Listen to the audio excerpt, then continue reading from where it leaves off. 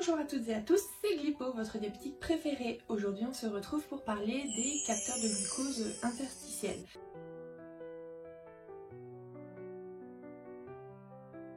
Mais avant tout, n'oubliez pas de vous abonner et d'activer la petite cloche de notification pour ne rien louper. Vous pouvez me suivre également sur TikTok et Instagram, comme vous le savez, pour voir un peu les sujets des nouvelles vidéos qui arriveront.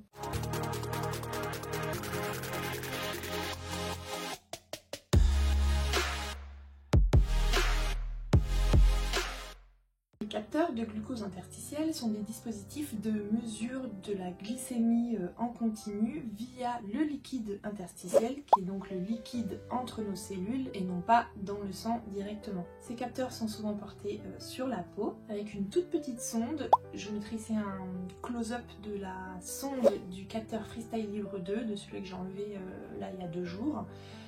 Et c'est vraiment une toute petite sonde, elle est très fine. Si vous la touchez un petit peu, vous voyez qu'elle est et vous sentez surtout qu'elle est très souple. Et cette sonde est insérée donc sous l'épiderme.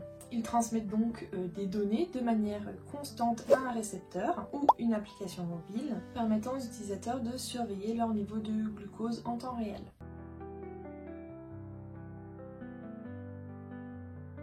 Le capteur utilise en fait une réaction électrochimique pour estimer le niveau de glucose dans le liquide interstitiel. Ce niveau est très proche de celui du sang, mais vous retrouvez toujours un léger délai allant de 5 à 15 minutes, ce qui peut expliquer donc que lorsqu'il y a des variations très rapides et brutales de la glycémie, le capteur ne puisse pas les afficher au même moment. Elles peuvent donc ne pas être immédiatement reflétées. Ils permettent donc, comme vous l'aurez compris, de suivre la glycémie et ses variations en continu, ce qui en fait est très utile dans la gestion du diabète et surtout l'appréhension des hyperglycémies et des hypoglycémies. Cela permet en fait à anticiper les variations importantes. Vous avez des flèches de tendance, des indications.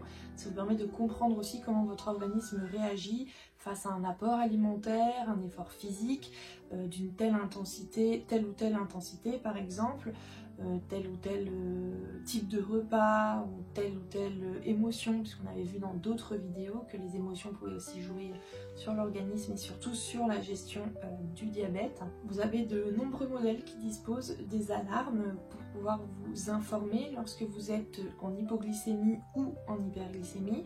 Je vous mets d'ailleurs dans le petit i la vidéo sur la programmation des alarmes pour les capteurs Freestyle Libre 2, qui à mon avis a toute son importance parce que si c'est bien maîtrisé, ça vous permet quand même de bien gérer aussi votre diabète. En général, ces capteurs se portent environ 7 à 14 jours en fonction des modèles et ensuite il faudra donc les changer. Comme je vous l'ai dit, la sonde est minuscule, les capteurs sont souvent discrets, même de plus en plus j'ai envie de dire, ce qui rend quand même cette gestion et ce port plutôt confortable et discret. Alors c'est drôle que je vous dise ça, mais ça c'est la réalité de la chose, c'est quand même qu'on évolue et on tend vers des capteurs qui sont de plus en plus petits. On verra d'ailleurs par la suite, mais après à vous d'être à l'aise ou non avec le fait de porter un dispositif médical, que l'on puisse voir ou savoir que vous êtes diabétique. À savoir que moi il y a 1 an et demi, j'étais pas du tout à l'aise avec ça, hein. J'ai commencé à porter le capteur seulement en mai 2023 et voilà, je le porte toujours d'ailleurs à l'intérieur du bras parce que pour moi derrière c'est pas possible. Mais ça c'est vous et vos démons, j'ai envie de dire. Après il faut bien commencer, puis on évolue aussi en suivant l'évolution des capteurs. Et sachez aussi d'ailleurs que certains utilisateurs peuvent retrouver un inconfort, voire des irritations suite à l'apport de ces capteurs. On va voir les différents modèles qui sont présents sur le marché français à l'heure actuelle avec leur prise en charge ou non.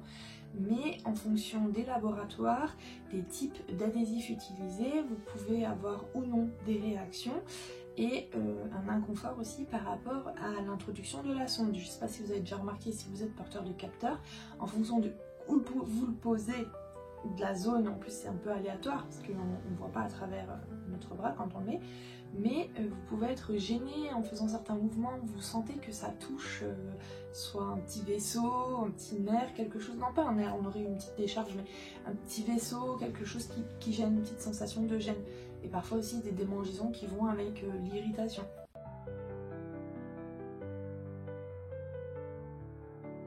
Alors dans les modèles les plus populaires, vous avez les Dexcom, les Freestyle et les Guardian. C'est ce qu'on va voir aujourd'hui un petit peu plus en détail. Ils offrent tous des applications qui permettent d'être utilisées du coup sur smartphone et ils ont majoritairement tous aussi une gestion de données et une intégration d'alarmes personnalisées.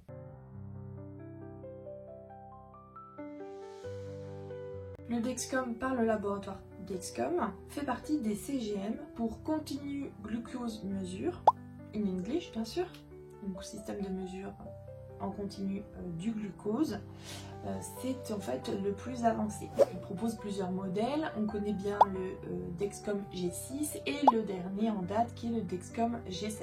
Ce capteur est en fait relié à un petit émetteur qui va transmettre sans fil les données de glycémie en temps réel à un récepteur qui peut être le téléphone ou le lecteur du laboratoire par exemple. L'émetteur transforme donc le signal électrochimique en une lecture de glycémie qu'il transmet à votre lecteur ou votre smartphone et qu'ensuite vous interprétez en voyant vos chiffres. Il est spécifiquement pour les personnes atteintes de diabète de type 1. Le Dexcom G6 se porte 10 jours et le Dexcom G7 qui est plus petit, plus pratique, à renouveler, enfin à changer je veux dire, a une durée de vie qui est un tout petit peu plus longue, c'est-à-dire 10 jours plus un délai de grâce qui est de 12 heures et ça c'est pas mal pratique quand on doit changer son capteur. Parce que quand vous êtes sur le moment en train de le changer, vous vous rendez compte que vous n'en avez pas plus. Vous savez que vous avez un délai de 12 heures pour au moins faire un renouvellement, en trouver un ou vous organiser. Ça, je pense que c'est pas mal en termes d'évolution. Les données, quant à elles, sont relevées toutes les 5 minutes et il dispose d'une application mobile. Vous pouvez également partager les résultats avec votre entourage, que ce soit professionnel de santé ou famille. Et il est compatible avec les pompes à insuline dans les boucles fermées.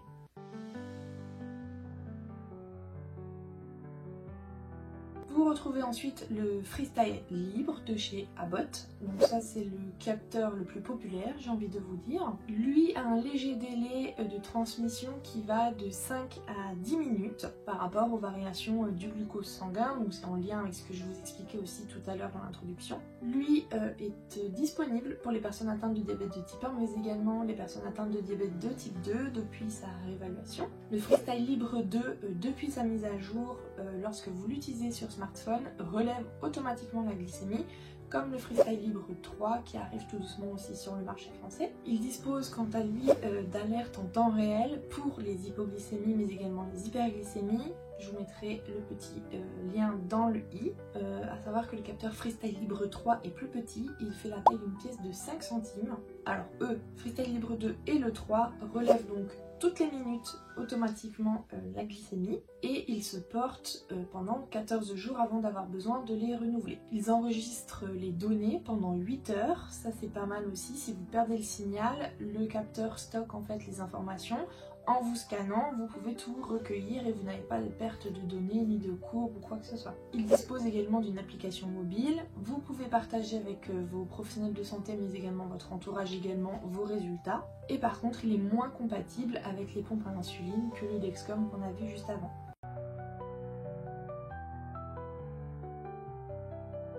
Ensuite, vous retrouvez donc le Guardian de chez Medtronic. Lui est particulièrement bien intégré dans les systèmes de pompes à boucle fermée. Il transmet les données de glycémie en temps réel à un récepteur qui peut être donc une pompe à insuline, un téléphone, une montre connectée ou un lecteur du laboratoire. Il est spécifique pour les diabètes de type 1. Vous devez par contre effectuer un calibrage avec des tests capillaires, donc des glycémies au bout du doigt, à raison de 2 fois par jour de manière à bien le calibrer. Ça lui permet de garantir une précision optimale. Lui aussi a un délai de 5 à 10 minutes par rapport à la variation de glycémie sanguine. Il propose également plusieurs modèles. Vous avez le Guardian Sensor 3 qui lui fonctionne avec les systèmes de boucle semi-fermées. Par contre, il est porté seulement jusqu'à 7 jours. Ensuite, il faudra le changer.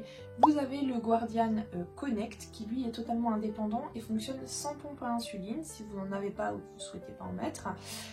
Celui-ci fonctionne avec soit un lecteur du laboratoire ou avec votre smartphone. Par contre, il est très intéressant parce qu'il a des prévisions pouvant aller jusqu'à 1 heure avant l'hypoglycémie ou l'hyperglycémie. et il se porte une dizaine de jours avant d'être changé. J'ai pas trouvé d'informations précises, mais c'est la fourchette que le laboratoire donnait dans son descriptif. Lorsque vous souhaitez changer de capteur chez Guardian, l'émetteur nécessite quand même une recharge à chaque changement. J'ai lu également qu'il atteignait une MARD pour Mean Absolute Relative Difference, proche de celle des tests sanguins, sous condition bien sûr que l'étalonnage ait été fait correctement et tous les jours. Donc on l'a vu, il a une très bonne intégration sur les systèmes à pompe à insuline, ce qui limite par contre son utilisation avec d'autres appareils. Par contre, il va se distinguer par sa grande précision.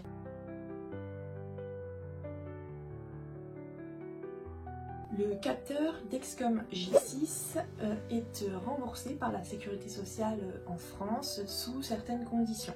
En premier temps, il faudra faire un dossier avec votre spécialiste, donc votre diabétologue, et ensuite c'est un prestataire de santé qui s'occupe du reste et de l'approvisionnement. De ce que j'ai compris, il y a 3 critères d'éligibilité pour ce type de dispositif. Être un adulte ou un enfant au minimum âgé de 2 ans, avoir déjà eu des hypoglycémies sévères nécessitant l'intervention des urgences, donc et ou, ça c'est bon à savoir aussi, et ou être une personne nécessitant un accompagnement par une tierce personne, c'est-à-dire la famille, un aidant, dans le cadre d'une gestion optimisée. Concernant le Dexcom G7, comme il arrive tout doucement sur le marché français, pour l'instant il n'est pas remboursé et je n'ai même pas trouvé beaucoup d'informations. Je vous mets cependant les liens que j'ai utilisés pour la vidéo, donc des laboratoires avec les différents modèles dans la barre d'infos si vous souhaitez les consulter, ou tout lire en détail. Concernant le remboursement du Freestyle Libre 2, comme vous le saviez peut-être, on est limité à un capteur tous les 14 jours, soit 26 capteurs par an et pas un de plus. Tout est pris en charge effectivement par la Sécurité sociale. Au-delà de ces 26 capteurs par an, n'hésitez pas à contacter le laboratoire parce qu'ils font une prise en charge et un changement de capteur au moindre problème, s'il y a quoi que ce soit. Je vous mets dans le petit i la vidéo que j'avais fait, il me semble printemps-été là, concernant justement la démarche et les délais si vous souhaitez changer un capteur parce qu'il est tombé et il a claqué prématurément. Quant au Freestyle Libre 3 qui arrive tout doucement sur le marché français, qu'on commence à connaître, à voir, pour l'instant la demande de remboursement a été faite auprès de la Sécurité sociale, mais elle est toujours à l'étude.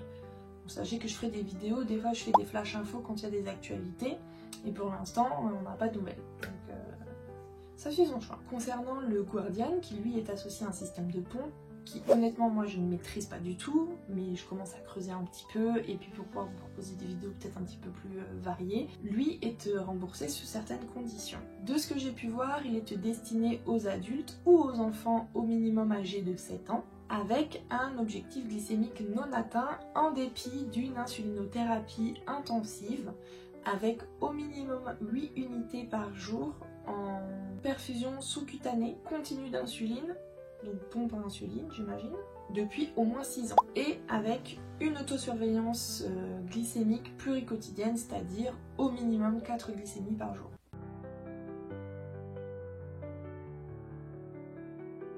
On en conclut donc que les capteurs de glycémie Dexcom, Freestyle et Medtronic offrent chacun des solutions uniques en matière de contrôle de la glycémie pour la surveillance en continu du glucose. Mais ils se distinguent par leurs caractéristiques et leurs expériences patients. Dexcom est réputé pour sa précision élevée, sans calibrage avec des alertes en temps réel. Freestyle est pris en général pour sa simplicité, sa praticité et son accessibilité. Sa durée de vie prolongée de 14 jours est un confort supplémentaire aussi pour les patients. Et Medtronic, qui s'intègre idéalement avec les pompes pour une gestion automatisée de l'insuline en boucle fermée. Bien qu'il exige des étalonnages réguliers, il compense par des prévisions avancées et des alertes proactives, parfaites pour ceux qui recherchent un contrôle en tandem avec l'injection d'insuline par pompe. Ainsi, le choix entre ces systèmes dépendra principalement des besoins spécifiques. Le Dexcom pour une précision sans calibrage, le Freestyle pour une surveillance simple et le Guardian pour une intégration avec un système de pompe. Merci à tous d'avoir regardé cette vidéo, j'espère que vous avez trouvé du contenu utile et inspirant. N'oubliez pas de liker, de partager et de vous abonner pour ne rien manquer. Si vous avez des questions ou des suggestions, n'hésitez pas à les mettre en commentaire, j'y répondrai. Continuez à prendre soin de vous, à vous informer et à soutenir ceux qui vivent avec un diabète. À la prochaine!